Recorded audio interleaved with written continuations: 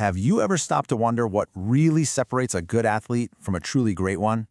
So often, we just say, oh, they have incredible vision. But what does that even mean? Elite athletic vision is so much more than just being able to read an eye chart. It's a high-speed processing skill that actually starts long before a signal ever even reaches the brain. Okay, so let's just dive right in by tackling a really common myth. We're all kind of taught that 20/20 vision is the gold standard, right? That it's the absolute peak of human sight. But honestly, in the world of high-performance sports, having 20/20 vision, well, that's really just the ticket to get in the door. It's the starting point. And this leads to the one question that just puzzles so many people. Coaches, parents, even the athletes themselves. If their eyesight is technically perfect, why does their performance sometimes take a nosedive in visually tough conditions? The answer has to do with the huge difference between simply seeing something and actually processing what you see. So understanding this distinction is absolutely crucial. You've got visual acuity on one hand. That's what's measured by a static eye chart. It's all about clarity. Can you make out that letter from 20 feet away? But visual performance, that is a whole different ballgame. It's about dynamic skills. How well can you track a tiny, fast-moving object against a chaotic background? How fast can you process all that information and then react to it? It's really the difference between seeing the ball and hitting the ball. Now, to really get this, we need to take a quick peek at the biology behind it all. Let's follow the journey of light, from the outside world all the way into the neural pathways of the eye. This whole trip happens faster than you can blink, and it's where the real magic of elite vision truly begins.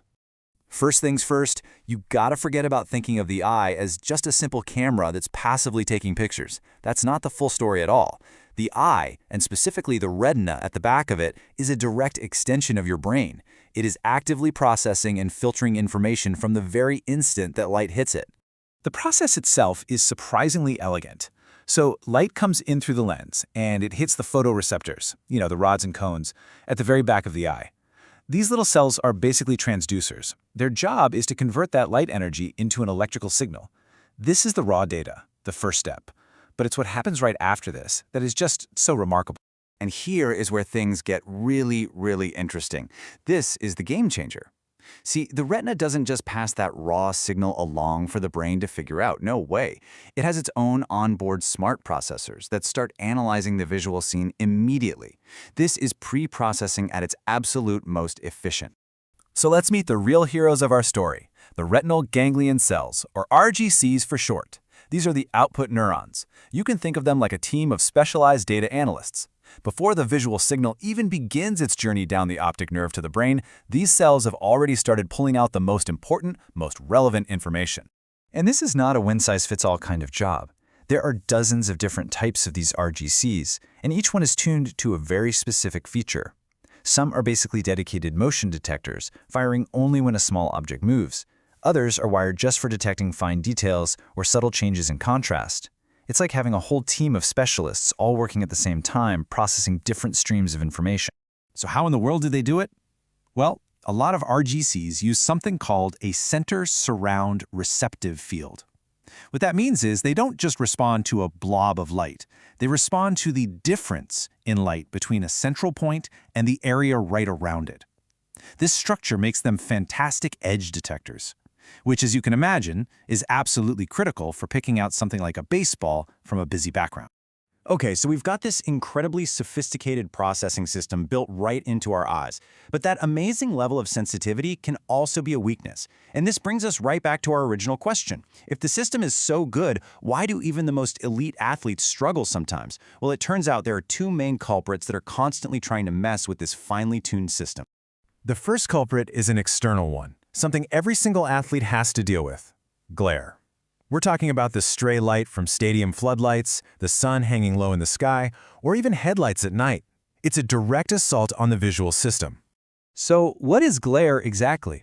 Well, you can just think of it as visual noise. It's stray light that scatters around inside your eye, and it basically washes out the image. Specifically, it attacks your contrast sensitivity. And as we just learned from those RGCs, contrast is everything. It's how we see edges, shapes, and motion. So when you reduce contrast, you make the job of those RGCs much harder. And hey, this isn't just a subjective feeling. It is totally measurable. Research shows that for young, healthy people, glare levels above just 125 lux can cause a significant drop in contrast sensitivity. Now, to put that in perspective, That can be less than the brightness of many modern LED car headlights. This means that under a lot of common playing conditions, an athlete's visual performance is already being compromised before they even get started. All right, the second culprit is way more subtle because it's not coming from the outside, it's internal. It's a fundamental limit that's just built into our own biology, something scientists call neural noise. The best way to think about it is like the static you hear on a radio. Your nervous system is an electrical system, right? And just like any electrical system, it has a certain amount of random background static. This neural noise is the baseline interference that the real signal, like the subtle spin on a curveball, has to cut through in order to be seen clearly. If that signal isn't strong enough to rise above the noise, that crucial detail just gets lost, and the batter completely misjudges the pitch. And discovering how this neural noise really limits our vision, well, that's a huge deal. As Mark Schnitzer from Stanford University puts it, this helps solve a puzzle that's been nagging neuroscientists for over 30 years. It proves it's not just about the quality of the camera, the eye itself, but it's also about the unavoidable noise in the wiring, our nervous system. So what does this all mean? Where does this leave us? Well, it means we really need to shift our entire perspective on what good vision even is. We need to move beyond just focusing on acuity and start thinking about visual ability in a much more dynamic and complex way. If you take one thing away, let it be this. Elite vision isn't about having a higher resolution camera in your head.